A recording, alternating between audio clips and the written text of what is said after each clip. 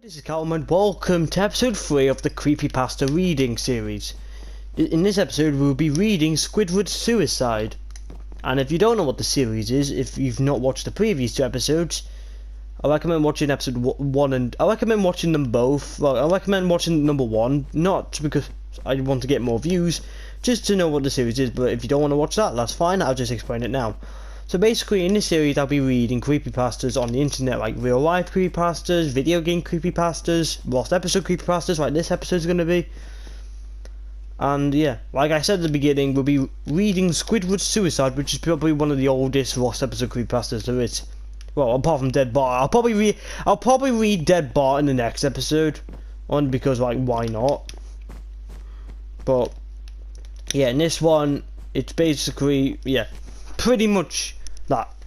Well, I'm not going to spoil it for you guys because obviously, you know, I just want to get into the story in it, but I'm not going to spoil anything for you. So yeah, I'll speak to you guys at the end, so see you then. I just want to start off by saying, if you want an answer at the end, prepare to be disappointed. There just isn't one. I was an intern at Nickelodeon Studios for a year in 2005 for my degree in animation. I wasn't paid, of course. Most internships aren't, but it did have some perks beyond education. To adults it might not seem like a big one, but most kids at the time would go crazy for it. Now, since I worked directly with the editors and animators, I got to view the new episodes days before they aired. I'll get right into it without giving too many unnecessary details. They had very recently made the SpongeBob movie, and the entire staff was somewhat sapped of creativity. So it took them longer to start up the season, but the delay lasted for longer for more upsetting reasons. There was a problem with the season 4 premiere that set everyone and everything back for several months. Me and my two interns were in the editing room along with the lead animators and sound editors for the final cut. We received the copy that was supposed to be fair of a crappy party and gathered around the screen to watch. Now, given that it isn't final yet, animators often put up a mock title card, some sort of an inside joke for us, with phony, often times rude titles such as How Sex Doesn't Work instead of Rockabye Baby, when SpongeBob and Patrick adopt a sea scallop. Nothing particularly funny but work-related chuckles. So when we saw the title card, Squidward's Suicide, we didn't think it more than just a morbid joke. One of the interns did a small throat laugh at it. The happy-go-lucky music plays as normal. The story began with Squidward practicing his clarinet, hitting a few sour notes like normal. We're SpongeBob laughing outside, and Squidward stops yelling at him to keep it down as he has got a concert that night and he needs to practice. SpongeBob says okay and goes to see Sandy with Patrick. The bubble splash screen comes up and we see the ending of Squidward's concert. This is when things began to seem off. While playing, a few frames repeat themselves, but the sound doesn't. At this point, sound is psyched up with animation, so yes, that's not common. But when he stops playing, the sound finishes as if the skip never happened. There is slight murmuring in the crowd before they begin to boo him. Not normal cartoon booing that is common in the show, but you could very clearly hear the malice in it. You can hear malice in it. Squidward's in full frame and looks visibly afraid. The shot goes to the crowd with SpongeBob in center frame, and he too is booing. Very much unlike him. That isn't the oddest thing though. What is odd is everyone had hyper-realistic eyes, very detailed.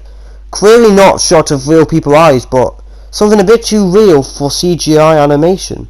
The pupils were red. Some of us looked at each other obviously confused, but since we weren't the writers, We didn't question its appeal to children yet. The shot goes to Squidward sitting on the edge of his bed, looking very forlorn. The view of his porthole window is of a night sky, so it isn't very long after the concert. The unsettling part is that at this point there was no sound. Literally no sound, not even the feedback from the speakers in the room. It's as if the speakers were turned off, though their status showed them working perfectly well. He just sat there, blinking in the silence for about 30 seconds. Then he started to sob softly.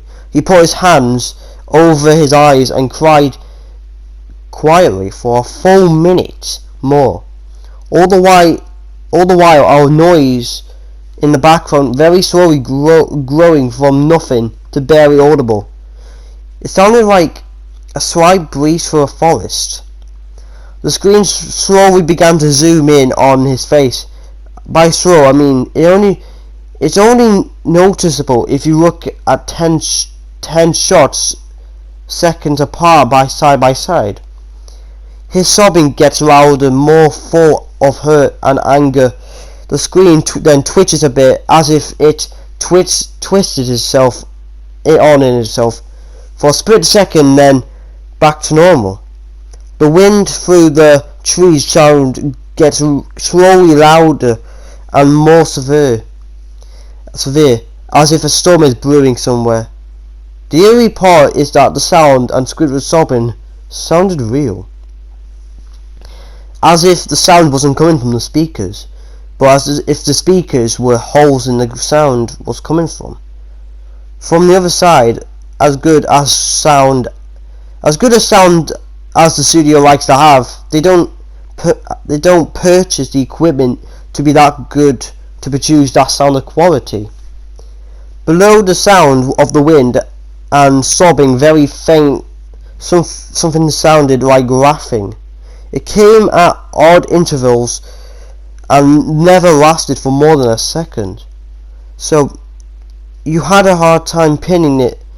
We watched this show twice, so pardon me if things sound too specific, but I've had time to think about them. After 30 seconds of this, the screen blurred and twitches violently, and something flashed on the screen as if it was a single frame was replaced. The read animators paused and rewound the frame by frame, and what we saw was horrible. It was a still photo of a dead child. It couldn't have been more than 6. The face was mangled and bloodied, one eye dangling over his upturned face, popped. He was naked down to his underwear, his stomach crudely cut open, and his entrails lying beside him. He was lying on some pavement that was probably a road. The most unsettling part was that there was a shadow of the photographer. There was no crime take, no evidence tags or markers, and the angle was completely off for a shot designed to be evidenced. It would seem that the photographer was the person responsible for the child's death. We were of course mortified, but pressed on, hoping it was some kind of sick joke. The screen flipped back to Squidward, still sobbing, rounder than ever, and half body in frame. There was now what appeared to be blood running down his face from his eyes. The blood was also done in hyper-realistic style, looking as if you touched it, you'll get blood in your fingers. The wind sounded now as if it were of a gale blowing through the forest. There were even snapping sounds of branches, the laughing a deep barty tone, lasting at longer intervals and coming more frequently.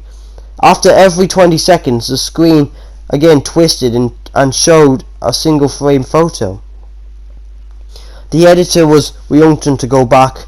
We all were, but he knew he had to. This time, the photo was that of appeared to be a little girl, no older than the first child. She was laying on her stomach, her barrette in a pool of blood next to her. Her left eye was too popped out, and popped, naked except for underpants. Her entrails were piled on the top of her, above another crude cut along her back. Again, the body was on the street as the photographer's shadows was visible, very similar in size and the shape to the first. I had to choke back vomit and one intern, the only female in the room, and ran out. The show resumed. About 5 seconds after this second photo played, Squidward went silent, as did all sound, like it was when this scene started. He put his tentacles down, and his eyes were now done in hyper-realism, like the others were in the beginning of the episode. They were bleeding, bloodshot, were pulsating. He stared at the screen as if watching the viewer. After about 10 seconds, he started sobbing, this time not covering his eyes. The sound was piercing and loud, and most fear, including his sobbing, was mixed with screams. Tears and blood were dripping down his face at a heavy rate. The wind sound came back again, so did the deep voiced laughter, and this time the still photo lasted for a good 5 frames. The animator was able to stop it on the 4th and backed up. This time the photo was of a boy about the same age, but this time the scene was different. The entrails were just being pulled out from her stomach wound like a large hand. The right eye popped and dangling, blood trickling down on it. The animator proceeded. It was hard to believe, but the next one was different, but we couldn't tell what. We went on to the next same thing, but he went back to the first and played them quicker and lost it. I vomited on the floor, the animating and sound editors gasping at the screen. The 5 frames were not as if they were 5 different photos. They were played out as if they were frames from a video. We saw the hand slowly lift out the guts. We saw the kid's eyes focus on it. We even saw 2 frames of the kid starting to blink. The lead sound editor told us to stop. He had to call in the creator to see this. Mr. Hillenberg arrived within 15 minutes. He was confused as if why he was called down there. So the editors continued the episode. Once the few frames were shown, all screaming, all sound again stopped. Squidward was just staring at the viewer, full frame of the face. For about 3 seconds the shot quickly panned out and a deep voice said, "Do it." And we see in Squidward's hand a shotgun. He immediately puts the gun in his mouth and pulls the trigger. Realistic blood and brain matter splatters the wall behind him and his bed as he flies back with force.